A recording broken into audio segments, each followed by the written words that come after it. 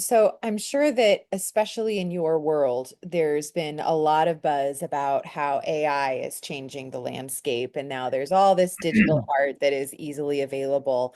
So I've have other artist friends that are a little bit appalled and frightened by the possibilities. Doesn't sound like this scares you or bothers you in particular, at least as far as I can tell. What's your take on that? How it's going to change the future of art and creation in general? And I'm not too worried about it, Yeah. because I believe enough in uh, the ingrained love for creativity that God has placed in the human soul, Yeah. that it's like we're not going to leave that up to computers. We couldn't help but do otherwise. If you have a propensity towards um,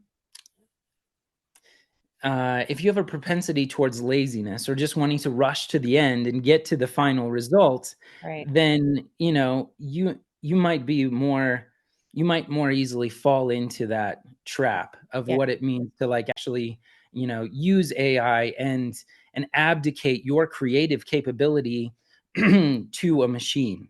Right. There are some artists today that are, they call themselves AI artists, and essentially they're putting prompts into the engine and having them generate art. And you've just proven that you don't actually like being an artist because Yeah. it's not just about the end itself. And you also, I'm taking in information from them, and I'm going to distill it in my own creativity and Mhm. manifest something that is completely new and Right. completely unique in the world.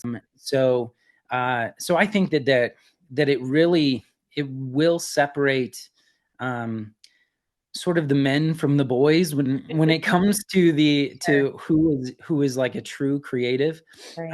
And I also see that there's going to be sort of an inflationary aspect to to artificially created artwork. So Yeah. because it's like there'll be so much of it produced and so quickly, so that it's like it's actually going to drive up the value of something It's is real. that is done by hand, that is done analog, Mm-hmm. and people will be drawn all the more to it.